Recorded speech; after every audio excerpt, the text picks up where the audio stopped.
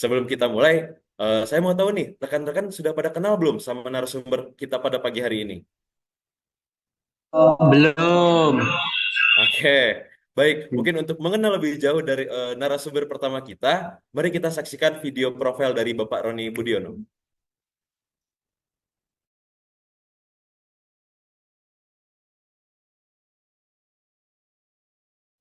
Dalam dunia perikanan, inovasi menjadi kunci utama dalam menciptakan bisnis yang berkelanjutan dan menguntungkan.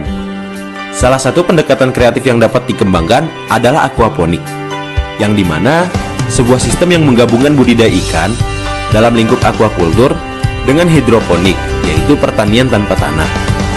Konsep ini tidak hanya menghasilkan ikan sebagai komoditas utama, tetapi juga memanfaatkan limbah organik dari ikan sebagai nutrisi bagi tanaman. Dengan mengubah ide kreatif menjadi strategi bisnis, pelaku usaha dapat mengembangkan aquaponik sebagai solusi pertanian dan perikanan yang lebih hemat lahan, udara, serta biaya operasional. Dan inovasi dalam aquaponik juga membuka peluang bisnis baru, seperti penyediaan instalasi aquaponik, skala rumah tangga, edukasi, dan pelatihan, serta penjualan produk organik premium. Dengan pendekatan yang tepat, aquaponik tidak hanya sekedar metode budidaya, tetapi juga bisa menjadi bisnis yang menguntungkan dan berkelanjutan di masa depan.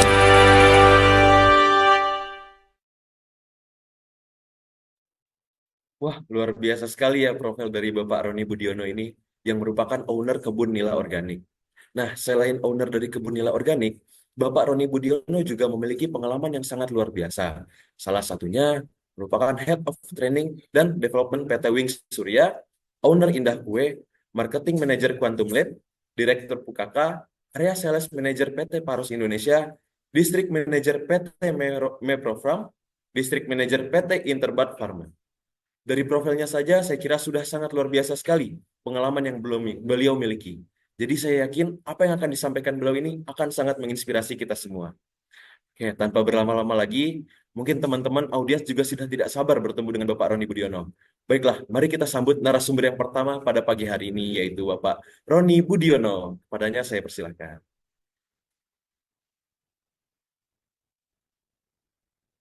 Oke. Bapak, mohon maaf Bapak, mungkin Bapak masih di mute. Oke. Oke, Oke, terima kasih Bapak. Oke, baik. Terima Assalamualaikum. kasih. Selamat pagi Waalaikumsalam. Bapak. Pagi. Pagi Bapak. Oke. Terima kasih banyak Bapak sudah meluangkan waktu untuk bergabung dengan kami hari ini. Semoga Bapak dalam keadaan sehat dan baik-baik saja ya Pak ya. Bagaimana kabarnya Amin. Bapak hari ini Pak? Baik, baik. Alhamdulillah baik. Mungkin apakah ada aktivitas yang menarik yang sedang dijalani belakangan ini Bapak? Ya, aktivitas menariknya menciptakan ide baru, inovasi, ya sesuai dengan temanya dari Aqua Stop. Wah, luar biasa sekali Bapak. Kami sangat Oke, senang bisa mendiskusikan topik yang menarik ini bersama Bapak Roni Budiono. ya, Oke, mungkin selesai webinar ini sepertinya saya harus banyak belajar dengan Bapak. siap, siap. Oke, baik Bapak, izinkan saya melanjutkan ke acara kita ya Pak. Ya, Oke. Teman-teman, topik yang dibahas kali ini berkaitan dengan tema webinar mengubah ide kreatif menjadi bisnis yang menguntungkan di dunia perikanan. Banyak ide-ide kreatif yang bisa menjadi bisnis menjanjikan di sektor aquaculture, namun belum banyak dioptimalkan. Salah satunya adalah budidaya dengan aquaponik. Padahal aquaponik berpotensi besar sebagai solusi berkelanjutan di sektor perikanan, namun masih minim diterapkan karena kurangnya pengetahuan dan strategi bisnis. Menjawab isu tersebut, di webinar Aquabistars 2025 ini, mengundang Bapak Roni Budiono sebagai praktisi di bidang ini untuk membantu mempersiapkan SDM masa kini yang memiliki skill dan daya saing yang kuat, dan juga sebagai dukungan terhadap pengembangan SDM di dunia perikanan. Nah, apa saja sih yang harus dipersiapkan untuk menjadikan ide kreatif ini menjadi bisnis yang menguntungkan? Nah, hadirin, mari kita dengarkan pemaparan materi yang pertama dari Bapak Roni Budiono. Beliau akan memaparkan materinya selama 20 menit, dan dilanjutkan dengan sesi diskusi dengan moderator dan audiens selama 15 menit. Oke. Kepada Bapak Roni Budiono, saya persilahkan.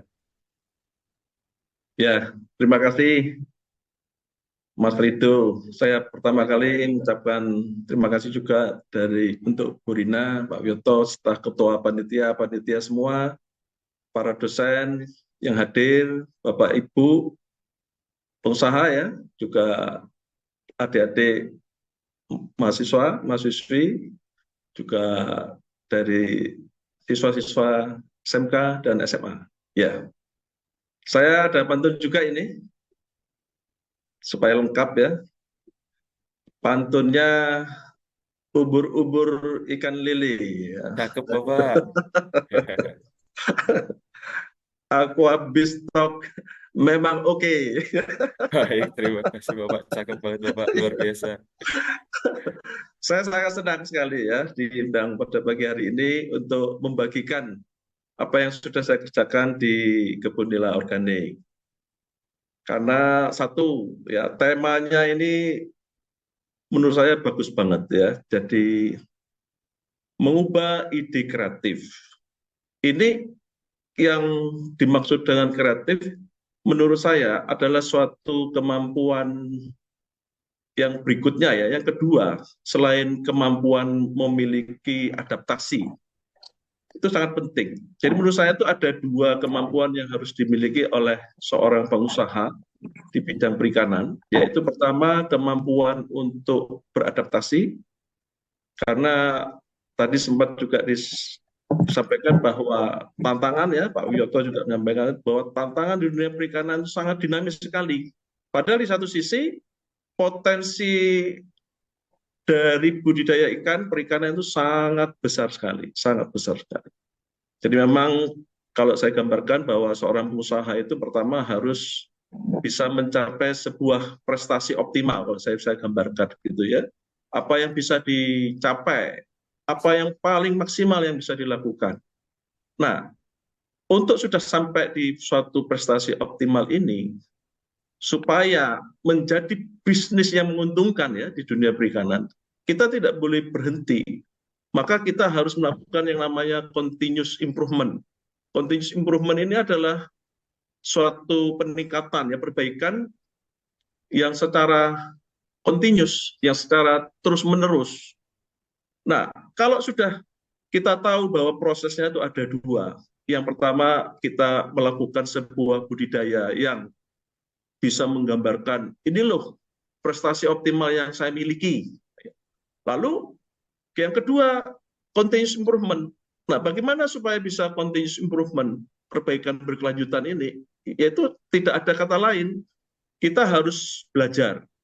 Karena ketika kita belajar sesuatu yang baru, maka saat itulah prestasi optimal yang kita sudah capai itu menjadi tidak optimal lagi. Itu poinnya. Sehingga ketika tidak menjadi optimal lagi, karena kita belajar sesuatu yang baru, maka kita akan kejar lagi tuh standar prestasi optimal kita naik. Nah, ketika sudah kita kejar lagi, jadi semangat bekerjanya, semangat usahanya itu akan meningkat terus. Begitu ini dicapai, jangan berhenti untuk belajar. Sehingga ketika kita belajar, kita naik lagi tuh yang namanya standar prestasi optimalnya. Nah, ini harus kita kejar. Nah, makanya saya salut sekali nih ya, Aqua Bistock punya suatu tema yang memang saat ini dibutuhkan ya di dunia perikanan. Kemampuan adaptasi dan kemampuan berinovasi. Nah, yang menjadi kalimat yang berikutnya, yang menguntungkan tentunya ya, yang menguntungkan. Nah, tolong slide yang kedua. Nah, di slide yang kedua, itu bicara mengenai mengapa ya. Tadi temanya udah bagus. Apa temanya? Yang kedua adalah ini ya, mengapa.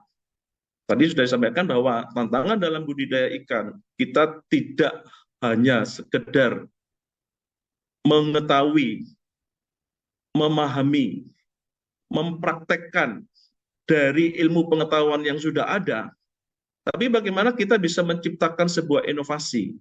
Nah, ketika kita mau menciptakan sebuah inovasi, saat kita mempraktekkan, itu ada level pembelajaran yang berikutnya, yang disebut dengan menganalisa apa yang sudah kita praktekkan. Nah, ketika sudah dianalisa, kita harus evaluasi. Nah, begitu sudah dievaluasi, barulah kita bisa menetapkan sebuah ide yang baru. Dan kebetulan ya, saya punya metode berpikir kreatif, ya, creative thinking method, yang juga saya singkat dengan kreatif. Jadi supaya mempermudah. Ya. Bagaimana kita menciptakan sebuah inovasi dengan 7 langkah atau 7 hal, yang 7 hal tersebut disingkat dengan kreatif. Sebelum itu, saya jelaskan dulu ya. Yang satu sudah ada tantangannya. Yang kedua, bahwa yang namanya inovasi itu juga harus ada hal pentingnya. Hal pentingnya apa? Harus lebih efektif dan efisien dan juga berkelanjutan dan ramah lingkungan. Itu penting sekali ya. Jangan sampai mempunyai suatu ide baru tetapi tidak membuat yang eco-friendly ya, yang tidak ramah lingkungan. Ya, saya sejak SMA ikut pencinta alam ya. Di perguruan tinggi saya ikut Walhi ya. Jadi saya dalam mengembangkan budidaya ikan itu pun juga berprinsip tidak boleh mencemari lingkungan. Nah, kebun nila organik sudah mendapatkan sertifikat CBIB ya, cara budidaya ikan yang benar. Nah, itu salah satu memang bahwa kebun nila organik adalah wisata edukasi yang ramah lingkungan dan berkelanjutan. Sudah kita dapat ya apa temanya, yaitu bagaimana kita menciptakan ide yang bisa menguntungkan perusahaan, lalu mengapa ya, mengapa tadi sudah kita bahas. Sekarang kita yang how ya, bagaimananya, apa, mengapa, dan bagaimana. Nah, kreatif, K-nya adalah kombinasi, R-nya rotasi, E-nya eliminasi, A-nya adaptasi, T tukar, I ide F fleksibel. Enak sekali ya untuk bisa dihafal. Jadi kalau saya dengar tadi kan ada SMK ya, ada yang anak magang di sini tuh, anak SMK saya ajarin ini ya, kreatif. Bagaimana ketika di kolam itu memikirkan ke 7 hal ini. Kalau mamanya ini sudah dikembangkan sejak kuliah, sejak sekolah, wah itu bagus banget. Jadi ketika lulus bisa mempunyai jawaban-jawaban dari kebutuhan-kebutuhan atau tantangan-tantangan di dunia perikanan saat ini. Kita mulai dari yang K ya, kreatif. Yang K adalah kombinasi. Next slide. Next slide. Oke, K, yang K dulu. Yang K. Nah, ini ya. K itu kombinasi. Mudahnya begini. Saya sedikit cerita ya. 8 tahun yang lalu saya hobi ikan nila. Pengalaman pertama, saya beli 2 kantong plastik ya, benih ikan. Karena nggak paham, saya masukkan ke ember dengan air yang PDAM yang di rumah. Besoknya mati semua ya, pasti itu ya. Itu awal mulanya ya, sebagai orang awam nggak paham. Itu tapi tahun 8 tahun yang lalu. Nah, ketika saya sudah berusia dan ini merupakan usia seksi, saya bilang ya bahasa Jawa itu ya, seket siji maksudnya ya, 51 itu masuk persiapan masa pensiun. Makanya kemudian kurang lebih 3 tahun yang lalu saya tingkatkan skala hobi saya ini menjadi usaha. Nah, saya mau cerita ini ya, bagaimana kombinasi ini merupakan satu inovasi baru saat ini. Saya menerapkan integrasi bioflok dan aquaponik. Dan saya kasih nama biorasponik. Bionya itu bioflok, rasnya itu resirkulasi aquaculture system, kemudian ponik itu dari aquaponik. Jadi ceritanya 3 tahun yang lalu, waktu saya sudah dapatkan tanah ya di daerah Jawa Tengah, saya asli Surabaya. Jadi satu tips buat adik-adik semua, kalau mau memulai usaha nantinya, cari lokasi satu ya yang tidak banjir ya, bebas banjir. Satu. Yang dua, sumber airnya bagus, ya tidak ada polusi airnya. Yang ketiga, bebas petir, ya itu penting sekali. Nah, kriteria itu setelah saya cari itu ya kurang lebih 2-3 tahun itu untuk mendapatkan tanah lokasi yang bagus, sehingga saya akhirnya dapat di Sragen. Nah, di Sragen itu awalnya ya saya tuh hobinya di aquaponik, maka saya bangun yang namanya aquaponik. Nah, kemudian mitra kerja saya yang di Sragen menyampaikan, Pak, sekarang ada teknologi budidaya yang bioflok. Oh begitu, oke, kita bangun juga. Nah, ketika dibangun, akhirnya selama 2 tahun, saya itu punya suatu analisa. Ya, setelah tadi saya sebutkan bahwa mengetahui, memahami, mempraktekkan 2 tahun, ya, di sini ada bioflok, ada RAS, ada aquaponik. Saya tingkatkan, saya analisa, saya evaluasi, lalu saya ciptakan hal yang baru. Hal yang baru ternyata yang namanya bioflok itu kan kekuatannya, kelebihannya adalah hemat pakan, hemat air. Dengan mengubah atau mengkonversi amonia limbah organik itu menjadi pakan. Lalu dimakan kembali itu sama ikan. Oh itu kan luar biasa sekali. Itu keunggulannya. Tapi kelemahannya, kaitannya bagaimana menjaga kualitas air. Kualitas air saya singkat dengan TOPAN, TOPAN. Ya, kita harus jaga temperaturnya, oksigen terlarut, pH, amonia, nitrit-nitrat. Itu urah pontang-panting ya, pontang-panting saya selama 1-2 tahun awal itu. Kenapa?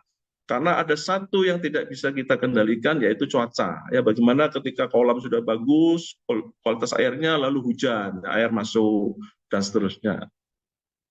Ternyata kompleksitas untuk menjaga kualitas air di sistem bioflok itu sangat ribet, ya, sangat kompleks banget, susah dalam kata saya. Tapi satu sisi, ketika saya lihat RAS itu enak banget ya dalam menjaga kualitas air. Karena apa? Dibandingkan dengan bioflok, itu kotorannya ikan, limbah organiknya ikan kalau di bioflok kan jadi satu tuh dengan ikannya, hidup bersama di dalam satu kolam. Itulah yang menyebabkan ribetnya, kompleksnya. Tapi kalau RAS, kotoran limbah organiknya, endapannya itu kan dikeluarin. Benar-benar dikeluarin itu ya. Jadi air yang di dalam kolam budidaya ikannya itu bersih. Yang kotorannya dikeluarin pakai filter mekanis, filter biologis, ditampung something, dikembalikan air yang sudah bersih. Wah, mantap itu. Jadi saya mulai berpikir, kenapa tidak ya? Yang kelemahannya bioflok yang kaitannya dengan problem kompleksitas air itu disolusi dengan RAS. Jadi saya kombinasi itu akhirnya, bioflok sama RAS. Nah, ada kemudian kelemahan dari RAS. Apa itu RAS kelemahannya? Investasinya mahal. Kalau dihitung-hitung, untuk volume air yang sama, membuat kolam bioflok dengan kolam RAS, itu biaya investasi untuk RAS 3 kali lipat. Nah, itu kelemahannya. Nah, lalu ada satu lagi nih, saya kan juga pengalaman di aquaponik. Mengapa tidak ya? Kekurangan dari RAS itu mahalnya kenapa? Karena yang menciptakan filter itu ya ada harus filter mekanis, bikin chamber tersendiri, lalu diisi kartnas, diisi biobol, itu mahal banget investasinya. Nah, padahal di aquaponik yang namanya filter mekanis dan filter biologis itu ada di akar tanaman. Nah, itu saya kombinasikan ya. Jadi akhirnya saya menciptakan bioresponic. Wah, waktunya tinggal 7 menit ya. Maaf ya, ini terlalu cepat itu ya. Oke, nggak apa-apa. Jadi poinnya satu itu ya. Jadi bagaimana melakukan suatu inovasi? Pertama kita kombinasi. Yang kedua berarti R ya, rotasi. R, rotasi. Silakan next slide. Nah, dalam rotasi itu artinya rotasi, reverse, dibalik, atau rearrange, ya diatur ulang.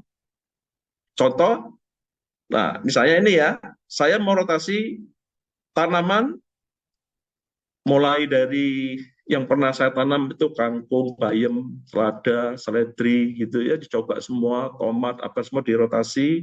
Terus juga ada satu sistem di tempat saya di mana di bawah kolam itu ikan, di atasnya padi ya. Lalu kemudian di sebelahnya itu ada yang namanya aquaponik sistem rakit apung ya, rakit apung. Dua kolam yang berjejer begitu. Nah, airnya itu saya rotasi. Jadi kalau biasanya aquaponik kan airnya rotasi dari bawah ke atas, gitu ya. Nah, sekarang ini enggak, dua kolam, ini rotasinya dari yang kiri ke kanan. Dia nanti mengalir ke ujung sana, mengalir lagi ke sini. Jadi air itu diputar-putar begitu ya, sehingga akhirnya memiliki kualitas air yang bagus. Dan manfaatnya ternyata sangat bagus sekali ya. Terjadi simbiosis mutualisme antara ikan dan tanaman, ikannya bagus, padinya itu kalau mamanya dicek, kalau padi konvensional di sawah itu satu butir bisa 20 helai, kalau di sini bisa sampai 30 helai. Oke, next slide. Itu yang rotasi. Kemudian yang E ini adalah eliminasi ya. Eliminasi ini menghilangkan elemen yang tidak diperlukan. Ya contoh, masih banyak juga ya, saya lihat di YouTube itu penggunaan antibiotik. Nah, kalau di saya, karena namanya aja kebun nila organik, ya, maka saya mengurangi, bahkan tidak pakai sama sekali antibiotik. Oke, itu kurang lebih yang kaitannya dengan eliminasi. Apa sih artinya manfaatnya? Ya, manfaatnya ketika kita tidak lagi menggunakan antibiotik, kualitas produk kita bisa kita label ya, label sebagai organik. Nah, begitu ada buah pisang di tempat saya hidup organik, ketela organik, apokat, semua sayur-sayurannya semua organik, harganya lebih mahal. Ya, lanjut, next slide. KRE sudah, sekarang yang A ya. Adaptasi. Adaptasi ini artinya kita memakai sesuatu hal yang baru. Ya, tentunya biasanya banyak yang berkaitan dengan teknologi. Bisa pakai teknologi sensor ya untuk memantau kualitas air tadi. Ya, tentunya untuk apa? Ya, untuk supaya kesehatan ikan dan hasil panennya bisa meningkat. Kombinasi, rotasi, eliminasi, adaptasi, yang berikutnya adalah T, tukar. Ya, tukar. Nah, kalau tukar di sini adalah kaitannya menukar ya, mengganti elemen dalam budidaya ikan. Kalau di media tanaman, saya mengganti media tanam yang berupa tanah menjadi pakai rock wool, pakai hidroton, pakai kerikil, banyak yang saya tukar di sini ya. Bisa juga pakan ikan itu diganti dengan limbah organik ya, kaitannya dengan bioflok gitu ya.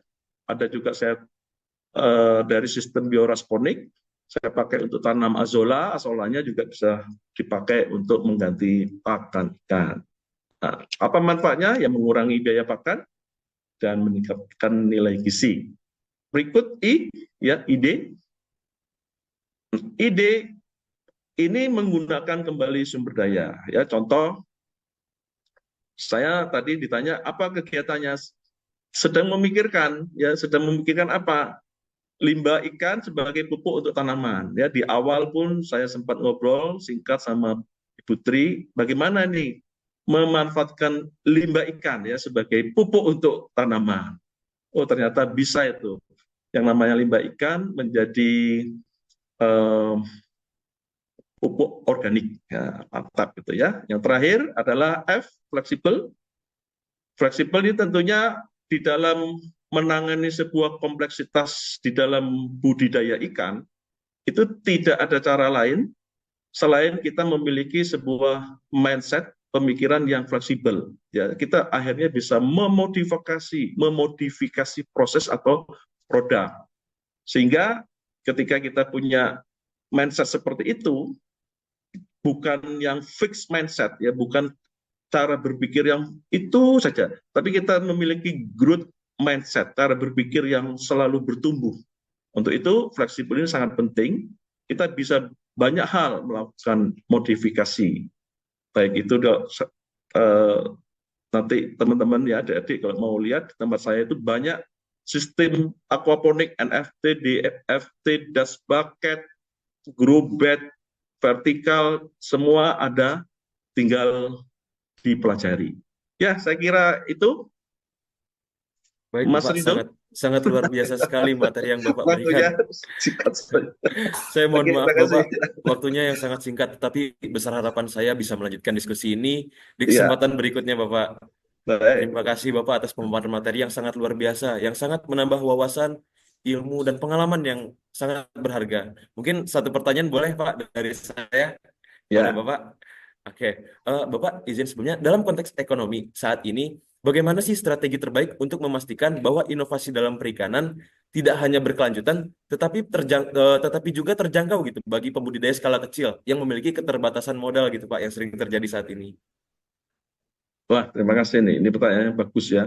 Jadi Siap. maksudnya pertanyaan adalah bagaimana kita punya ide, tetapi ide tersebut satu memiliki manfaat, keuntungan lebih, tetapi di belakangnya ada keterbatasan modal, begitu ya? Apa itu yang dimaksud pertanyaannya? Iya Pak, benar Pak, seperti itu maksudnya Oh Pak. ya, Oke, betul.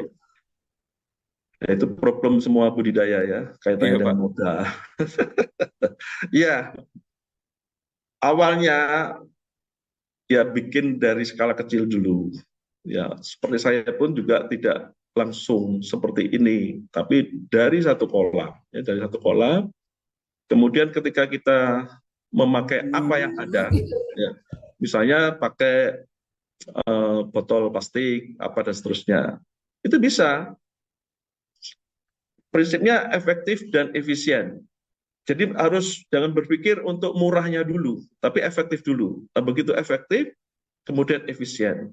Nah, ketika kita berpikir seperti itu, lalu kita jalanin, lalu kita bisa menganalisa, mengevaluasi, oh ternyata ini bekerja, ini bagus. Baru kita besarkan. Ya.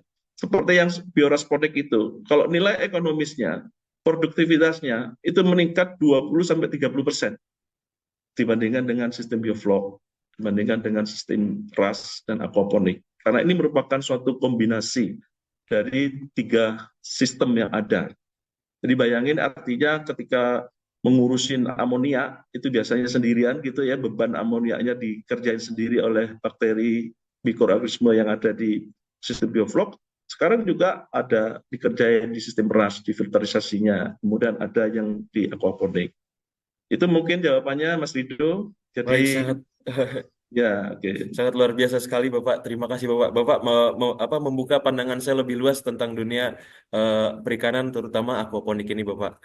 Mungkin dari diskusi ini saya yakin sudah sangat muncul banyak pertanyaan dari rekan-rekan audiens tentunya mengenai materi yang telah Bapak sampaikan. Mungkin untuk saat ini saya persilakan untuk dua orang penanya tercepat yang ingin bertanya untuk raise hand dengan mengirim di kolom komentar atau di kolom reaksi. Oke. Mungkin teman-teman yang ingin bertanya boleh untuk on cam juga ya.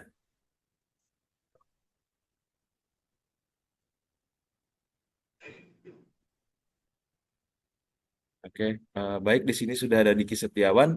Satu lagi, oke. Satu lagi ada Rafli Yusa. Dua pertanyaan tercepat. Oke. Mungkin di sini boleh untuk kepada Diki Setiawan untuk memberikan pertanyaannya. Namun sebelum itu boleh kali diperkenalkan nama dan asal instansinya dari mana. Pada Diki Setiawan saya persilakan.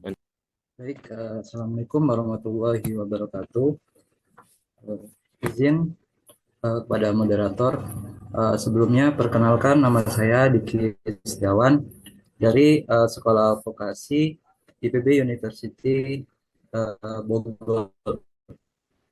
Nah, di sini ada satu yang menjadi pertanyaan saya.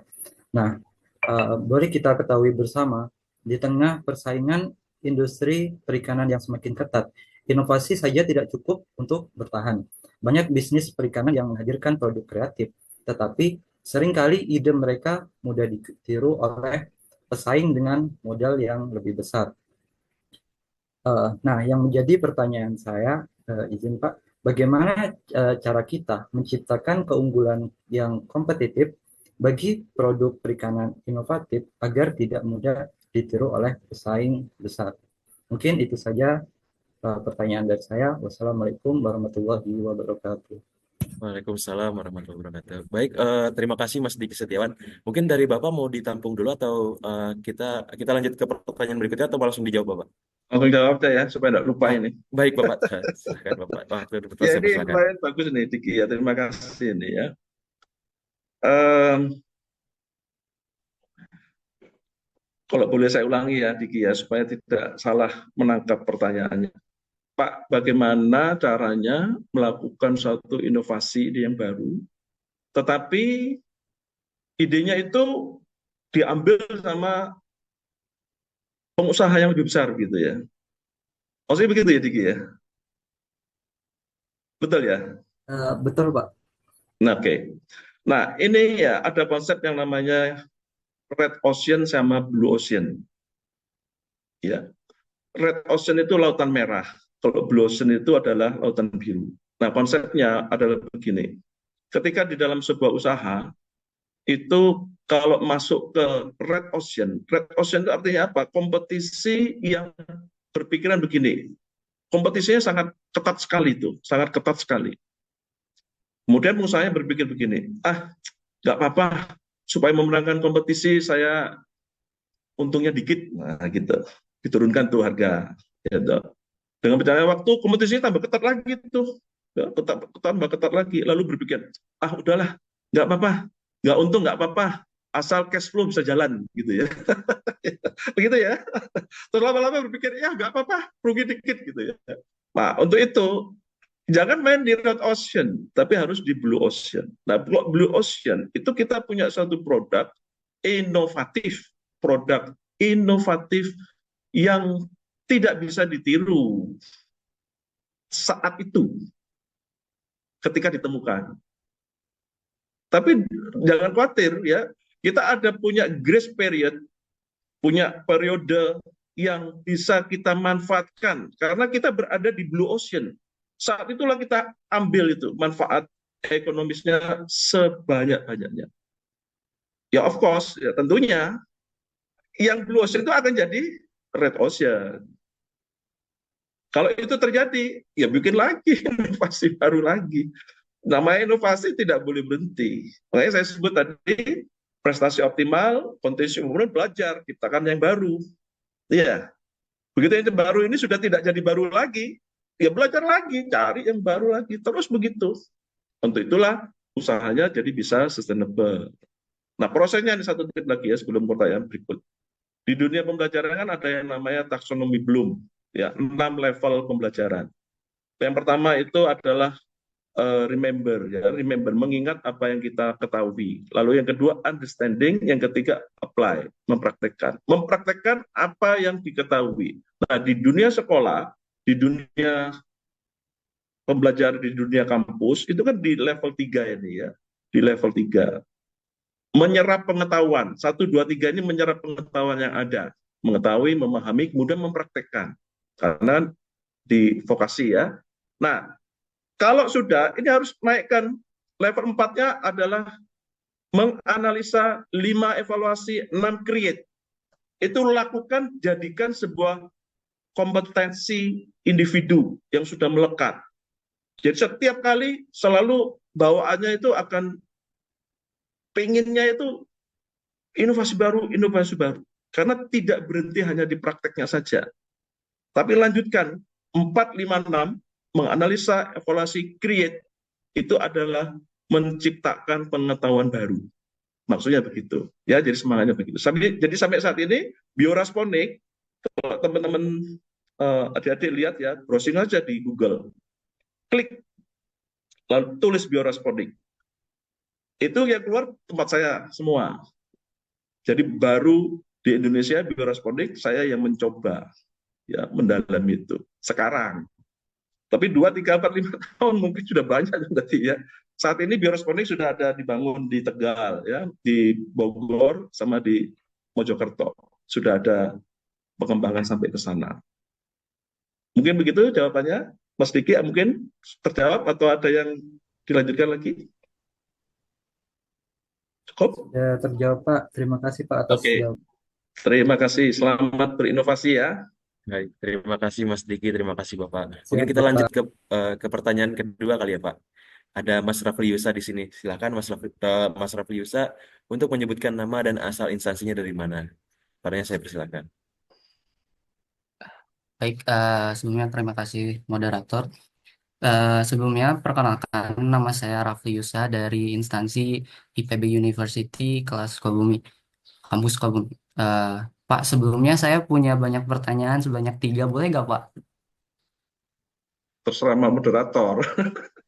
Boleh nggak Kalau saya moderator? kemudian, kalau ini ya, kan Ya. ada kebun nila organik di Instagram. Nanti boleh ada HP saya juga boleh. Ya. Oke, Saya mungkin tidak untuk keberatan sekarang, untuk menjawab 3 pertanyaan. oke, untuk Tapi sekarang karena kita dipatoki waktu yang sangat sebentar, mungkin satu pertanyaan saja, Mas Rafli, saya persilakan. Baik, mungkin Pak, saya ingin bertanya terkait yang telah Bapak sampaikan tadi melalui PPT. Nah, tadi dibahas bahwasanya eliminasi bahwa Bapak menjelaskan mengenai pengurangan atau tidak menggunakan antibiotik yang dimana pada budidaya Bapak. Nah, setahu saya kalau misalkan ikan itu tidak kalau misalkan dikasih antibiotik itu bakal terus-terusan bakal resisten pada ikannya. Nah, mungkin Pak kalau misalkan ada penyakit yang datang dan eh, terserang gitu pada budidaya Bapak, apakah tidak menggunakan antibiotik itu akan eh, sejalan dengan budidaya Bapak yang nanti bakal panennya yang banyak.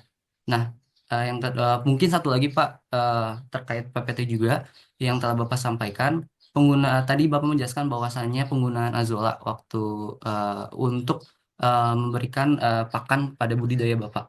Nah, itu tuh apakah semuanya dari tidak menggunakan pakan pelet dari pagi sampai sore itu menggunakan azola saja atau bagaimana Pak? Sebelumnya juga saya waktu itu mengikuti PKM mahasiswa juga kan tapi tidak lolos dan sejalan dengan temanya yaitu azola penggunaan azola.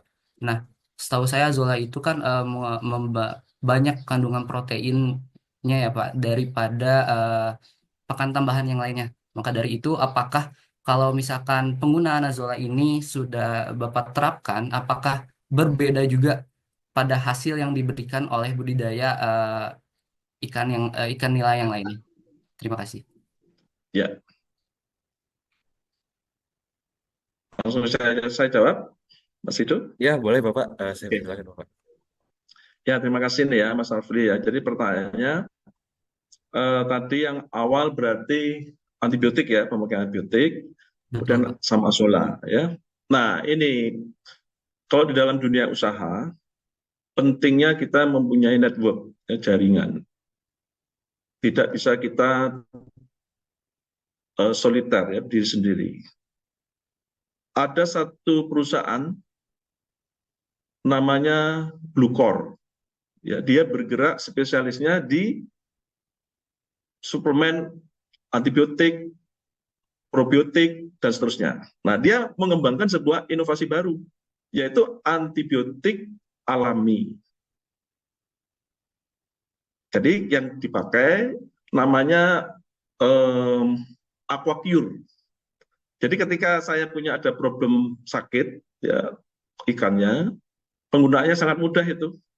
Tinggal pakai Aquacure, dibibis, ya, dibibis, dipakan, lalu diberikan, selesai. Itu ya untuk yang pertama. Kemudian azola, bagus banget ini ya. Azola tidak bisa untuk menjadi makanan utama. Jadi pagi, sore itu pakai pakan pelet pabrikan. Ya saya disupport dari pabrik pakan STP ya, Suri Tani Pamuka. Juga diatur tuh sama pabrik pakannya. Untuk yang awal 32% proteinnya, nanti kalau sudah mau panen 28%. Nah, azola itu diberikan di siang hari hanya sebagai cemilan gitu ya. Karena saya kan backgroundnya hobi.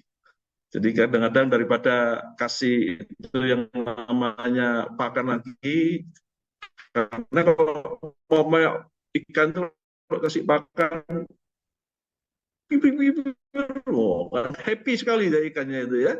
Saking happy-nya tuh saking kepingin. Jadi asalnya itu buat happy-happy saja ya. Jadi tidak berpikiran ini untuk meningkatkan produktivitas, tidak.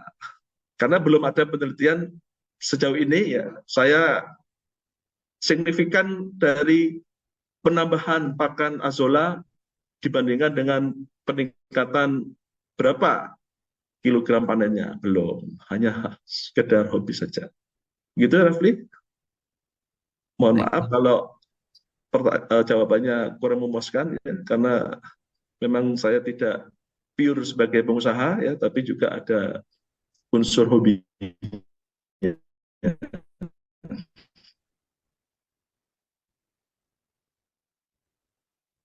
Baik, Bapak. Terima kasih banyak, Bapak. Baik, Mas Rafli dan audiens yang telah memberikan pertanyaan yang semakin membuka lagi wawasan mengenai materi yang telah disampaikan oleh Bapak Roni Budiono. Mungkin saya juga mohon maaf kepada penanya-penanya mungkin yang belum diberikan kesempatan dan juga tadi juga ada penanya di kolom chat yang mungkin karena waktu jadi nanti kalian bisa bertanya di diskusi kedua dengan narasumber yang kedua nanti. Oke, Bapak. Oke. Selanjutnya akan ada simbolis penyerahan sindera mata yang akan diberikan oleh tim koordinator mata kuliah Komunikasi Perikanan Budidaya kepada Ibu Ima Kusumanti SPI MSc. Saya persilahkan.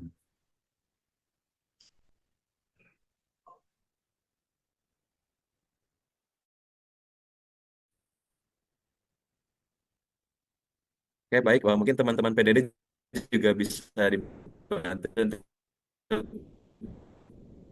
sesi dokumentasi.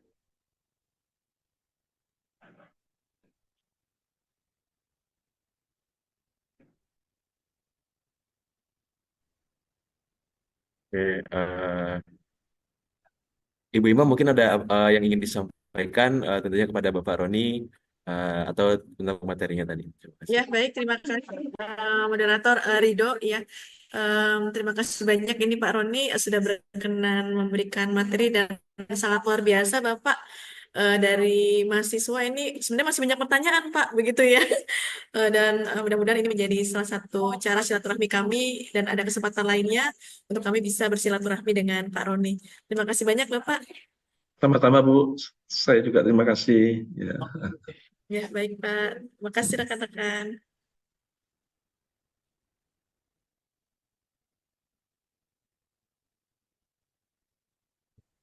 Oke, mungkin langsung saya pandu aja ya Bu, ya, untuk dokumentasinya. Baik, dari tim teman-teman PDD, 3, 2, 1.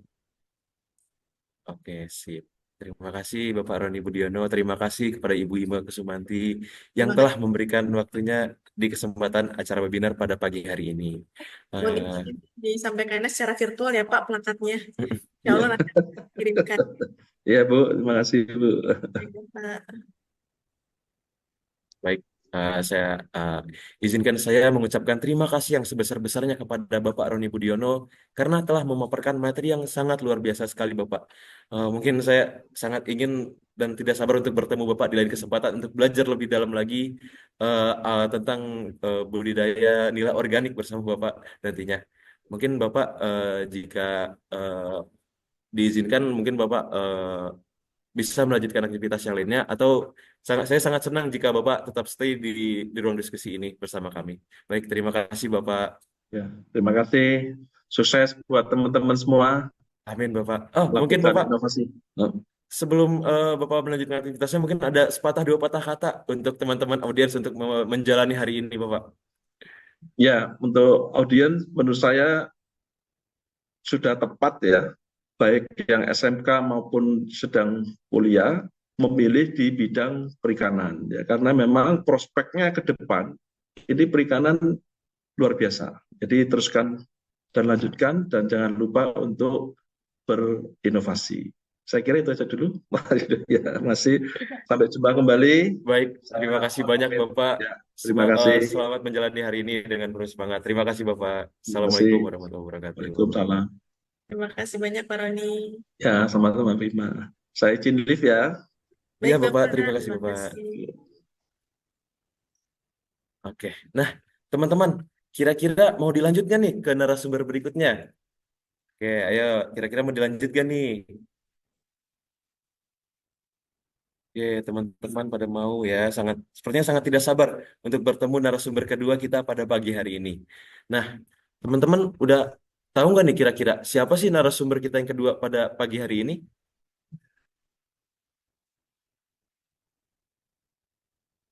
Nah, mungkin belum pada kenal atau belum pada tahu ya siapa narasumber kedua kita. Atau sudah ada yang tahu karena kemarin lihat di slide-nya.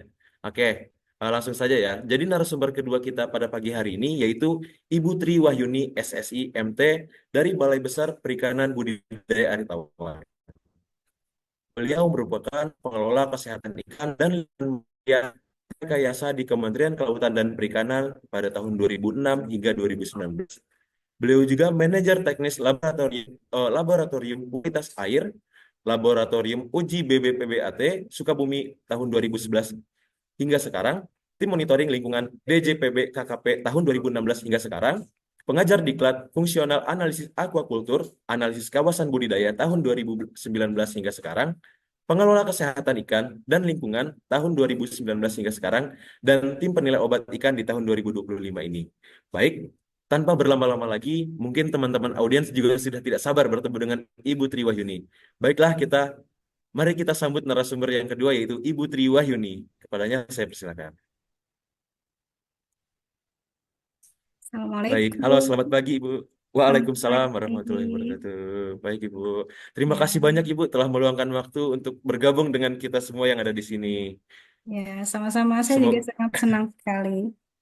Alhamdulillah baik. Semoga Ibu Ya, dalam keadaan sehat untuk menjalani aktivitas pada hari ini. Kami sangat senang bisa mendiskusikan topik yang menarik ini bersama Ibu Tri Wahyuni pada pagi hari ini. ya, Oke, mungkin teman-teman audiens juga sudah tidak sabar untuk mendengarkan materi dari Ibu nih ya. Hadirin, mari kita dengarkan pemaparan materi yang kedua dari Ibu Tri Wahyuni sama seperti tadi. Beliau akan memaparkan materinya selama 20 menit dan dilanjutkan dengan sesi tanya jawab dengan moderator dan audiens selama 15 menit. Kepada Ibu Tri Wahyuni, saya persilahkan. gitu.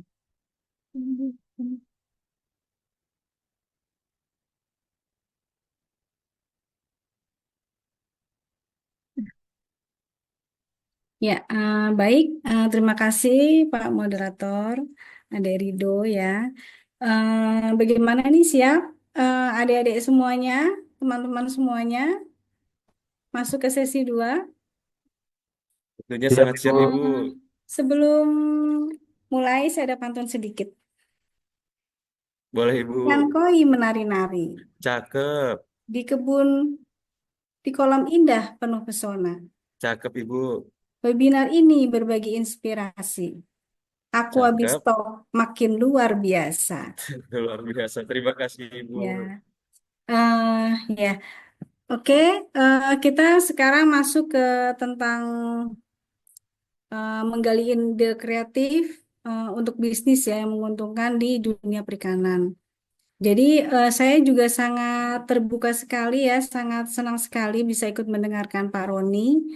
Dan mungkin kalau dari Pak Roni banyak aplikatifnya gitu ya. Eh, dan mungkin kalau nanti akan saya sampaikan mungkin dari segi mungkin dari ilmunya gitu ya, dari ilmunya dari sebenarnya apa namanya itu suatu hal yang menantang ya, suatu hal yang menantang perikanan itu sangat besar potensinya untuk bisa berkembang, tapi memang perlu apa ya, perlu kejelian ya. Bagaimana kita bisa mengembangkan biar terus bisa berlanjut ya. Jadi ide-ide kreatif ini memang perlu di apa namanya digali dan digali gitu ya. Seperti Pak Roni tadi kan dari hal yang kecil kemudian bagus dikembangin lagi, dapat lagi inovasi baru, dikembangin lagi seperti itu. Dan itu tidak ada habisnya. Kalau untuk di dunia usaha itu akan terus berlangsung. Seperti itu. Jadi kalau untuk ide kreatif sekarang kita bagaimana menggalinya ya, menggali-gali dari kegiatan dunia perikanan yang mungkin sepertinya mungkin sederhana aja ya, pelihara ikan gitu ya, kasih makan, kemudian nanti panen gitu sederhana. Tetapi bagaimana sebenarnya ada banyak nilai yang bisa kita bisa mendapatkan nilai keuntungan juga dari yang lain. Ya, jadi memang perikanan itu ada dua ya, dari budidaya sama dari tangkap. Kalau budidaya itu kan kita berbudidaya, eh, kita mengusahakan dari nol gitu, dari yang tidak ada menjadi ada. Kalau misalnya perikanan apa tangkap itu kan sudah ada di laut, tinggal ditangkap. Nah, itu bedanya. Dan kita tuh dengan luas Indonesia yang sangat besar ya, kita juga mayoritas perairan apa namanya kepulauan gitu ya. Ini sangat potensi sekali untuk kegiatan budidaya. Jadi apalagi kita banyak tempat pulau-pulau terpencil ya. Kalau misalnya budidaya itu bisa dikembangin di berbagai tempat, mungkin bisa ini juga ya mengembangkan. Jadi bisa nanti swasembada gitu, swasembada pangan di lokasi-lokasi yang terpisah terpencil tadi. Kalaupun di kota juga bisa juga. Jadi perikanan itu memang fleksibel. Jadi dia bisa dari yang kecil, mau yang skala besar juga bisa, skala rumah tangga juga bisa gitu. Jadi kita memang perikanan ini masih sangat mungkin untuk terus dikembangkan ya dengan teknologi dan manajemen yang baik. Jadi peluang dan tantangan pada budidaya ikan itu memang kita sudah tahu ya. Cara budidayanya memang mudah, walaupun nanti akan banyak juga tantangan, tapi yang jelas mudah dulu. Di awal mudah, pemeliharaannya sederhana, kemudian juga ikannya banyak digemari masyarakat, berarti kan nanti ada permintaan pasar yang bagus. Tapi memang masalah budidaya itu biasanya hmm, seorang pembudidaya nih, kalau misalnya sudah bagus, misalnya pada tebarnya di 100 ekor per meter kubik misalnya. Wah, bagus nih, ditambah lagi. Jadi 150. Wah, masih bagus, tambah lagi 200 gitu ya. Terus, terus, terus ditingkatin terus sampai nanti jadi intensif. Nah, kalau sudah intensif ini jadi rewel ikannya. Makanya tadi kan kalau ceritanya Pak Roni itu bioflok, ya kalau ikannya banyak dengan satu wadah dan dia harus bekerja sendiri si bakteri, dia akan ada banyak limbah nanti yang jadi masalah di dalam airnya sendiri. Makanya ada inovasi digabungkan keras ya. Jadi dengan resirkulasi. Jadi air itu sebagian dibuang, apa limbahnya sisa-sisa ikan tuh dibuang, kemudian air yang bagus dikembalikan lagi. Itu juga udah inovasi bagus. Nah, nanti kalau misalnya dari paparan yang saya akan sampaikan, justru saya mau menyampaikan bagaimana kita bisa memanfaatkan limbah budidaya itu sendiri. Jadi, dari limbah budidaya ini banyak sekali potensi peluang usaha yang bisa kita usahakan ya supaya bisa menghasilkan cuan. Seperti itu. Nah, seperti apa nih idenya nih ya? Nah, sebelum masuk itu, mungkin tadi Pak Roni sudah sebut-sebut ada CPIB, CBIB ya. Ini pada prinsipnya adalah cara pembenihan dan budidaya yang baik. Jadi semuanya memperhatikan tentang jaminan mutunya, tentang sanitasinya, tentang ekologinya ya, tentang lingkungannya seperti itu. Jadi kenapa? Karena memang ini adalah potensi pangan dunia. Jadi pangan dunia itu memang sudah memperhatikan kegiatan budidaya itu sampai ke nilai lingkungannya. Jadi nggak cuma nilai ekonomi bisa menghasilkan ikan, tapi bagaimana lingkungannya, bagaimana kesehatan ikannya. Jadi sesuatu yang global itu nanti ini menjadi standar. Jadi ini menjadi standar kegiatan budidaya perikanan.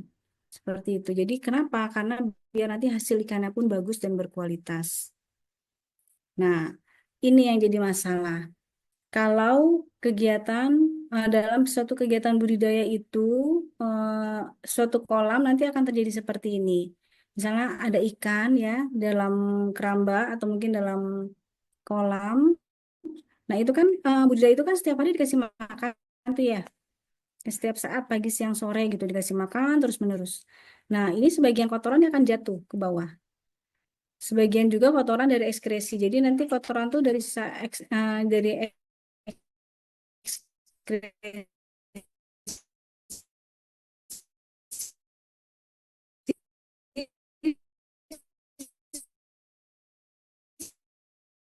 sama dari sisa pakan kan masih konvensional bisa mendekomposisi secara alami. Jadi dia terjadi proses misalnya kayak oksigen diurai oleh bakteri dipakai gitu ya. Kemudian nanti oksigennya sudah bisa bagus gitu ya.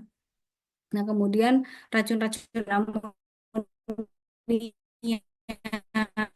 nitrit itu bisa diolah juga sama bakteri. Nah, semakin intensif, maka proses pembusukan itu akan menjadi lebih cepat dibanding proses dekomposisi. Nah, terbentuklah racun-racun di dalam air yang tadinya amonia tinggi, nitritnya tinggi, oksigennya jadi rendah. Nah, ini bisa menyebabkan kematian ikan dan juga pencemaran lingkungan. Nah, ini saya coba simulasi ya. Di sini ada simulasi suatu kegiatan budidaya, taruhlah di bak pakan. Dengan posisi tebar awalnya 2000, itu tuh posisi bak bulat diameter 3, berarti dia di 10 meter kubik ya. 10 meter kubik, kalau misalnya persegi berarti berapa 10 meter? 2 kali 5 ya, 2 kali 5. Kedalamannya 1 meter, seperti itu ya. Nah, itu ditebar awal 2000 ekor ikan lele.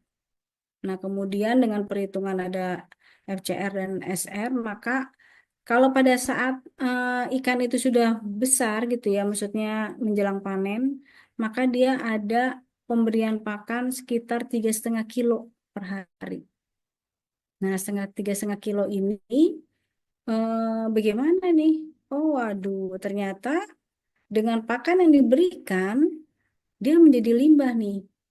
20%-nya terlarut, 30%-nya menjadi padat atau sedimen. Jadi dia jatuh ke bawah kolam. Nah, kalau yang terlarut, dia bentukannya nanti ada amonia, ada fosfat, ada karbon dioksida. Nah, kalau misalnya padat, dia bentuknya tersuspensi ya. Tersuspensi artinya dia masih melayang-layang di dalam air, tapi dia masih kalau ada aerasi, ada pengadukan ya, itu dia akan tetap melayang di air, tapi kalau misalnya tidak ada, dia akan mengendap. Nah, ada juga yang langsung mengendap limbah padat itu. Jadi coba terbayang nggak dengan adanya kegiatan budidaya kita di suatu kolam kita, kemudian dengan pakanan terus-menerus, terbayang nggak kalau ternyata limbahnya itu makin lama makin numpuk gitu loh. Makanya tadi yang Pak Roni dikombinasi sama ras, bagus itu. Jadi limbah-limbah yang terutama padatan ya, padatannya itu bisa keluar gitu. Padatannya itu keluar, kemudian yang terlarutnya itu pun juga ikut terfilter karena kan ada filter fisik ya, kata Pak Roni tadi ya, filter fisik, filter organik gitu ya. Nah, itu terfilter semuanya, zrep, jadi airnya kembali bagus. Terutama ya tentu saja filter tetap dirawat, ya nanti misalnya ada pembersihan filter dan lain-lain biar tetap bagus menyaring kotoran-kotoran dari kegiatan budidaya ikan. Nah, Materinya ini apa nih? sedimennya dia akan keluar, akan semuanya kondisinya akan berdampak ke dalam kualitas air ikan itu sendiri ya. Nah, contohnya ini.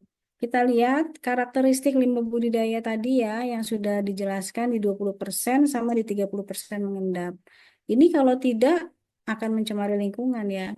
Semakin ke sini kan banyak informasi ya, banyak banyak apa sih berita ya kalau misalnya pembukaan lahan budidaya lingkungan sekitar takut kena pencemaran gitu kan dari budidaya. Contohnya tambak ya ada di mana daerah Ujung Genteng ya kemarin ya. Itu ada protes warga menolak adanya tambak besar di sana ya. Nah, itu memang karena limbah budidaya itu lumayan cukup lumayan cukup banyak. Nah, kalau saya melihatnya justru adanya limbah ini bisa menjadi peluang bisnis seperti itu. Nah, seperti apa nih peluang bisnisnya gitu ya? Kenapa yang udah terbuang bisa jadi bisnis ya? Coba kita lihat. Ini yang tadi. Nah, Sekarang kita pahami dulu ya cara penanganan limbah. Jadi dia ada piramida terbalik. Jadi kalau kita mau menangani limbahnya, itu ada 6 poin ya. Yang pertama adalah mencegah. Tapi udah ada pengumumannya itu. Ya, jadi yang pertama itu mencegah. Mencegah itu adalah mencegah timbulnya limbah dari sumbernya sehingga tidak dihasilkan limbah. Jadi ini penerapan prinsip produksi bersih. Jadi pertama kita cegah dulu. Yang kedua mengurangi. Jadi upaya pengurangan limbah. Nah, kalau kita dengar tadi dari ceritanya Pak Roni itu ke bawah semua nih di sini nih. Bagaimana Pak Roni caranya mencegah, kemudian bagaimana caranya mengurangi ya. Mencegah itu tadi dengan ras, tuh mencegah karena penumpukan kotoran ya, penumpukan limbah di dalam area satu budidaya, kolam budidaya. Nah, kemudian dengan adanya ras, dia dikurangi tuh limbah-limbahnya dikurangin. Yang tadinya jadi beban air di dalam kolam dikurangin tuh upaya pengurangan limbahnya. Kemudian guna ulang. Itu juga ada di konsepnya Pak Roni tadi. Mengolah kembali limbah yang masih bermanfaat. Untuk apa tadi kan? Bisa untuk tanaman ya. Untuk ada kangkung, ada diputer-puter tuh diganti-ganti tanamannya gitu kan. Itu diguna ulang. Kemudian daur ulang. Itu juga hampir sama. Ini hampir sama. Itu juga sudah diterapkan di Pak Roni. Kemudian yang nomor 5 itu memanfaatkan kembali limbah dengan cara recovery. Nah, ini secara proses ya, fisika, kimia, dan biologi. Mungkin kalau Pak Roni lebih ke biologi tadi ya. Nah, kemudian yang keenam, mengolah limbah sesuai metode standar IPAL. Seperti itu. Nah, ini peluang bisnisnya nih, tadi kita kembali lagi nih ya. Jadi menggali ide kreatif dari pengolahan limbah budidaya menjadi cuan. Nah, yang pertama ini air dari limbah budidaya, jadi limbah terlarutnya ya. Limbah terlarutnya itu dia mengandung amonia tinggi, fosfat tinggi. Ini adalah menjadi pupuk. Itu adalah komponen utama dalam pupuk organik untuk kalau kita nanam tanaman kan pasti kita kasih NPK ya. NPK kan N-nya nitrogen, P-nya fosfor gitu. Kayaknya kalium, tapi kan kalau di sini nggak terlalu. Yang kita pakai adalah nitrogennya sama fosfornya. Jadi di aquaponik itu, kenapa tanaman bisa bagus dari air budidaya? Karena air budidaya itu mengandung amonia dan fosfat tinggi, seperti itu. Ini jadi kita pakai untuk aquaponik. Nah, kemudian ada limbah padat nih di sebelah kiri ada gambarnya ya. Ternyata kalau habis panen nih ya, kemudian airnya kita buang, kemudian dia surut lagi, dia banyak sisa-sisa endapan di sana. Dia biasanya sisa endapannya lembut gitu, empuk-empuk gitu. Nah, ini lumayan nih, bisa jadi cuan ini gitu ya. Makanya tadi 3 menit lagi ya. Jadi di sini bisa jadi pupuk organik, pupuk cair, dan media to be fake ya. Waktu tinggal sedikit lagi ya, saya agak ngebut ya. Nah, sekarang saya mau cerita aquaponik. Jadi aquaponik itu adalah aquaculture dan hidroponik. Jadi menggabungkan antara budidaya ikan dan tanaman.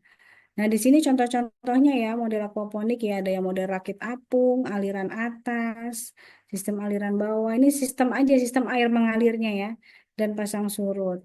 Di sini ini adalah desainnya, bisa dilihat di sini bagaimana proses mengalirnya air. Dan di sini yang utama dia ada filter fisika dan biologi ya di sini ya untuk ketanaman. Ini contohnya pembuatannya. Dan ini panen-panennya ya, panennya. Dan ini hasil perhitungannya.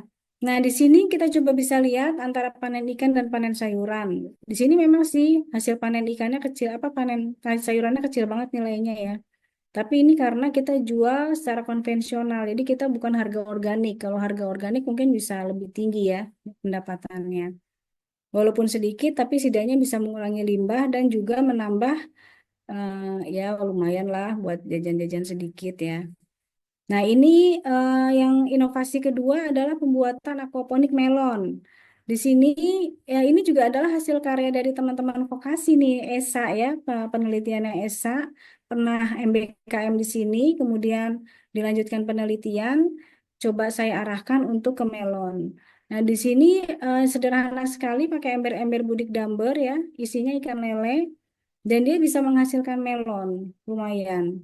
Bisa sekitar 800 gram sampai 1,2 kilo.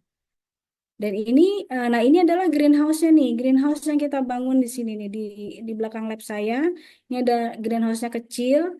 Di sini cuma berapa ya, ukurannya paling 3 kali 8 meter ya. Dia bisa lumayan keuntungannya, eh, dan dia bisa di payback periodnya di 2 tahun, seperti itu. Dan ini juga di sini saya coba kembangin juga dia air bioflok untuk media hidroponik. Jadi kombinasi antara hidroponik dan aquaponik, ini kangkungnya juga lumayan bagus pertumbuhannya. Ini awal-awalnya seperti ini. Ini juga bisa kita inovasinya dari tanaman air yang langsung tadi ya, sistem apung ya. Nah, untuk yang limbah padat mungkin PR nih, mungkin suatu saat bisa bertemu lagi, kita bisa membahas lebih dalam tentang bagaimana mengolah limbah padat untuk pupuk ya. Mungkin begitu Pak Rido, Dek Rido, pembahasannya. Masih ada waktu? Baik, Ibu. Terima kasih banyak. Masih ada waktu. Kayaknya sudah cukup, Ibu. Sudah Kita cukup. lanjut ke sesi diskusi, Ibu. Ya, baik, Oke, mari. oke. Terima kasih banyak, Ibu, atas pemaparan materi yang sangat luar biasa dari Ibu. Mungkin kita langsung lanjut ke sesi diskusi ya, Ibu ya. Oke, Ya, untuk sesi diskusi kali ini saya persilakan untuk dua orang pertama yang ingin bertanya untuk raise hand di kolom reaction. Oke. Mungkin sekarang karena sangat banyak sekali, boleh diturunin dulu kita mulai dari awal. Oke, teman-teman ada Mas. Oke, diturunin dulu semuanya. Oke, udah turun semua. Itu Mas Hesron diturunin dulu. Oke. Oke, 3, 2, 1. Oke, di sini ada Kak Sepira Ramadini dan Kak Hesron Barus. Oke, sudah terdapat dua penanya. Mungkin saya persilakan untuk Kak Sepira Ramadini untuk memberikan pertanyaannya kepada Ibu Triwahyuni. Dan sebelum itu, eh, mohon diberikan nama dengan instansinya dari mana. Silakan Kak Sepira.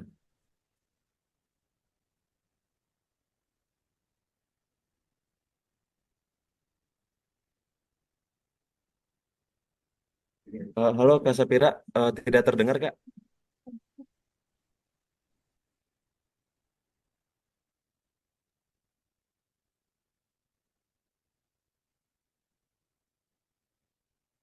Mungkin ada kendala teknis, boleh Kak Sapira pertanyaannya dituliskan di kolom chat Kak Sapira.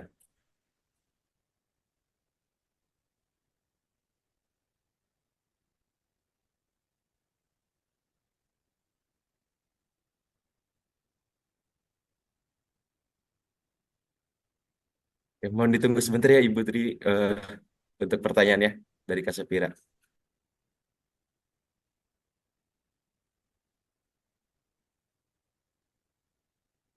Mungkin sambil menunggu Kak Sapira menuliskan pertanyaannya, kita ke Kak Hesron Barus dulu untuk memberikan pertanyaannya. Dipersilakan untuk Kak Hesron memberikan Baik, pertanyaannya. baik Kak. Apa suara saya terdengar Kak? Baik, sudah terdengar cukup jelas. Mungkin boleh dikasih tahu nama dan asal instansinya dari mana, Kak Esron? Assalamualaikum warahmatullahi wabarakatuh. Perkenalkan nama saya Ezra Zekil Barus. Saya dari instansi Politeknik AUP, Prodi Penyuluh Perikanan, Taruna tingkat 1 semester 2. Nah, di sini saya akan bertanya ya Ibu, izin Ibu. Dari PPT yang tadi Ibu paparkan, saya tarik kesimpulan bahwa sistem aerasi di suatu kolam itu sangat penting ya Ibu. Nah, jadi apabila sistem aerasinya itu bagus, apakah itu dapat membuat ikan tersebut menjadi sehat atau bisa dikatakan ikan tersebut menjamin kesehatan ikan tersebut dengan sistem aerasi yang bagus tadi, Bu. Izin Ibu. Terima kasih. Oke, baik. Terima kasih Kak Hezron. Mungkin dari Ibu mau langsung dijawab atau mau ditampung dulu, Ibu? Langsung aja. Oke, baik Ibu. Nah, baik, pertanyaan bagus ya, Dehesron ya. Jadi oksigen itu memang parameter kunci untuk kegiatan budidaya. Dengan oksigen bagus, oksigen yang banyak, dia bisa mempercepat pertumbuhan ikan. Tetapi memang namanya suatu kolam dia akan adanya namanya carrying capacity. Ya, carrying capacity. Kalau suatu kolam isinya dia padat, dia oksigen bagus itu cukup untuk menghidupi ikan. Tapi nanti akan bisa menjadi masalah kalau ada limbah. Karena kenapa? Limbah itu pasti akan dipakai, akan gini. Bakteri itu akan membutuhkan oksigen untuk mengolah limbah. Kayak sistem bioflok tuh kan permasalahannya dia memang harus pakai aerasi ya, udah benar. Cuma nanti dia akan menjadi rumit kalau udah ikannya sangat padat. Ikannya padat, bakterinya padat, terus endapannya tidak dibuang, udah deh jadi rumit. Jadi memang harus tetap memperhatikan carrying capacity namanya. Jadi walaupun pakai oksigen, diperhatikan kesejahteraan ikan ya, maksudnya kenyamanan ikan dalam sedang dibudidaya dan juga limbahnya. Jadi limbah misalnya dibuang rutin atau mungkin pakai sistem RAS tadi. Seperti itu, Hesron. Siap Ibu, terima kasih Bu. Ya, sama-sama.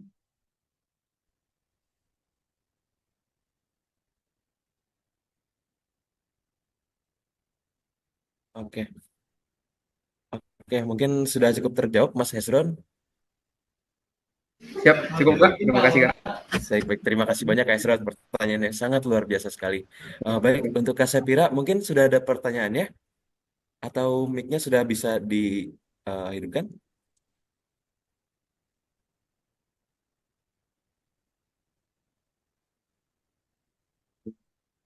Atau masih terkendala jaringan? Mungkin boleh Kak Sapira ditulis di kolom kolom chat pertanyaannya. Oke Bu, sambil menunggu mungkin sudah ada Kak Adi Pratama nih yang dari tadi ingin bertanya di kolom chat. Mungkin Kak Adi Pratama boleh kali untuk on cam dan on mic juga. Halo Kak Adi.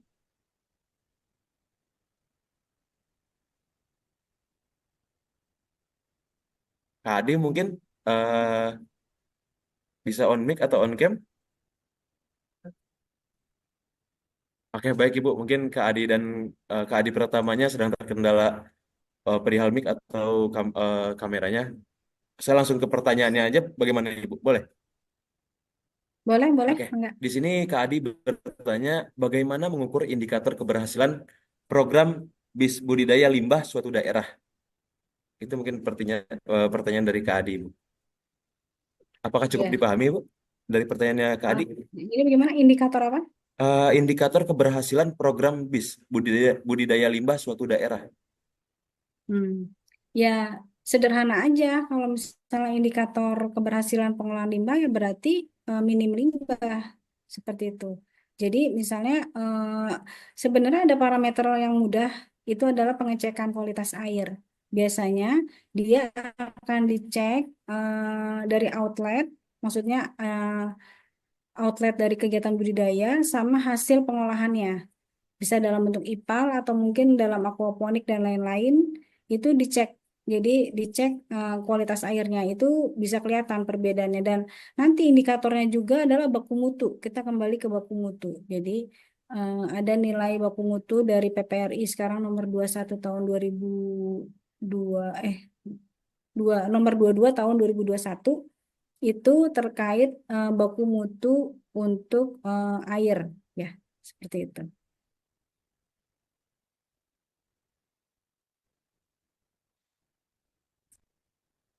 Bagaimana? Oke, baik Ibu.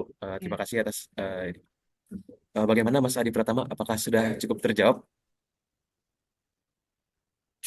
Kalau enggak, kita langsung ke pertanyaan Kak Sapira ini, Bu.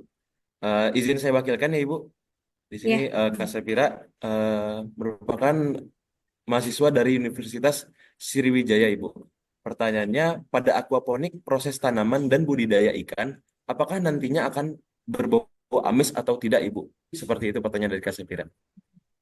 Ya, Kalau untuk ke ya, tanamannya, insya Allah enggak ya. Saya udah coba berkali-kali dengan berbagai tanaman, tidak ada bau amis di tanaman. Jadi justru malah lebih manis, lebih punya apa tekstur rasa ya. Contohnya misalnya melon. Melon itu ternyata yang aquaponik itu lebih manis dibanding apa yang komersial. Kita pernah di sini diuji juga dari segi nilai karotennya, dari segi nilai kadar gulanya. Ternyata lebih bagus Brix-nya ya. Nilai gulanya apa nilai kadar eh, manisnya seperti itu. Dan juga kayak contoh-contoh misalnya kayak kangkung itu juga pokoknya punya nilai rasa yang lebih karena dia dari limbah budidaya ya, ikan ya. Jadi kan dia sebenarnya protein tinggi itu tanah apa pakannya, sisa pakan, ekspresinya itu kan protein tinggi. Jadi justru bisa memberikan tambahan rasa di tanamannya seperti itu. Baik, terima kasih Ibu. Apakah untuk Kak Sapira sudah cukup jelas terjawab oleh Ibu Triwahyuni? Oke, Oke, terima kasih Kak sama-sama. Sapira. Mungkin masih ada waktu kita lanjut satu pertanyaan lagi ya Ibu. Apakah masih boleh Ibu? Boleh, boleh. Banyak Oke, juga di boleh. sini sudah ada. Oke, ada Kak Zakiah Mufida. Waktu dan tempat saya persilakan untuk Kak Zakiah. Baiklah, izin apakah suara saya terdengar? Sudah terdengar Kak Zakiah. Mungkin boleh diperkenalkan nama dan asal instansi. Baiklah, izin moderator, izin Ibu. Perkenalkan nama saya Zakia Mufida S. Saya berasal dari Politeknik Ahli Usaha Perikanan.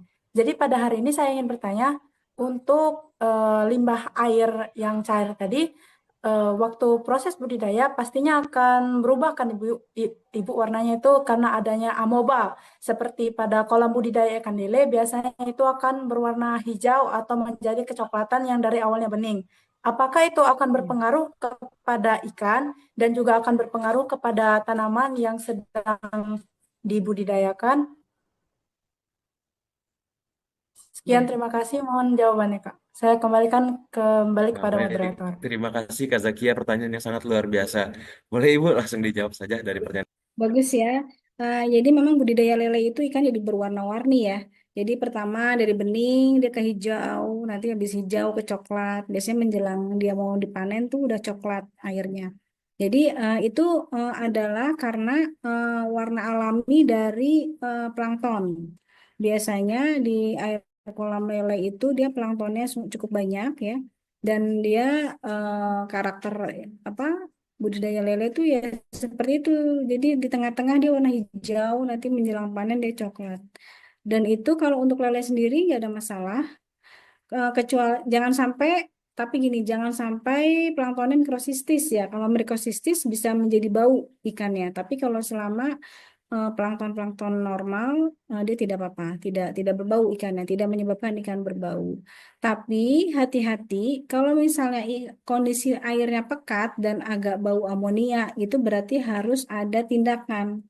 Misalnya tindakannya buang endapan, ganti air, kurangin pakan, seperti itu. Berarti dia kondisi air itu sudah sangat terbebani dengan kandungan amonia dan fosfat, seperti itu. Dan kalau misalnya air coklat, air hijau itu dipakai buat tanaman, itu sangat bagus. Karena mengandung tadi amonia dan fosfat. Jadi terserap. Jadi bisa menjadi nilai lebih gitu ya dengan adanya tanaman tadi. Dia bisa memperbaiki kualitas air sama ada tambahan panen. Bisa panen tanaman seperti itu. Ya, ya. Baik, terima kasih Ibu atas pemaparan materinya. Mungkin dari Kak Zakia sudah cukup terjawab belum nih? Siap, Kak. Sudah terjawab. Terima kasih. Saya Oke, baik. kembali ke moderator. Luar biasa. Terima kasih Kak Zakia Mufida dan Ibu Triwahyuni. Terima kasih banyak para audiens yang sangat aktif sekali bertanya pada kesempatan webinar kita pagi hari ini. Saya sangat bangga kepada audiens-audiens yang sangat memberikan pertanyaan-pertanyaan luar biasa kepada pemateri-pemateri kita pada pagi hari ini. Selanjutnya akan ada simbolis penyerahan cindera mata yang akan diwakilkan oleh Sekretaris Prodi Bapak Andri Hendriana SPI MSI. Baik, terima kasih. Terima kasih Bu Triwahyuni SSIMT yang telah memberikan pembekalan ataupun kuliahnya di mahasiswa kami ataupun secara umum. Mudah-mudahan apa yang Ibu berikan bisa bermanfaat bagi kami untuk menambah wawasan pengetahuan khususnya untuk mahasiswa kami. Terima kasih, Bu. Baik, terima kasih Bapak Andri Andriana Sama Pak selaku Andri. Sekretaris Prodi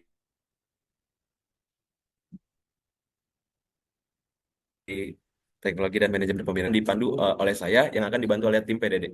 Baik, oke. 3, 2, 1. Oke, cukup. Baik, terima kasih Bapak Andri Hendriana. Mungkin ada sepatah dua patah kata lagi atau Ibu Tri closing statement-nya. Ya. Baik, pertama saya merasa senang sekali bisa ikut berbagi ya dengan adik-adik semua di sini.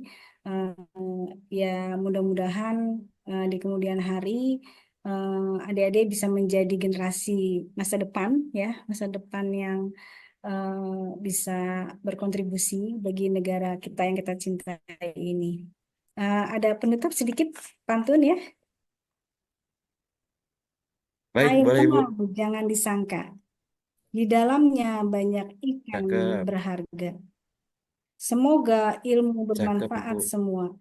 Sampai jumpa di Amin. acara selanjutnya. Cakep. Terima kasih Ibu, terima kasih Bapak. Sekali lagi saya ucapkan terima kasih yang sebesar-besarnya kepada Ibu Triwahyuni dan juga Bapak Andri Hendriana. Oke. Mungkin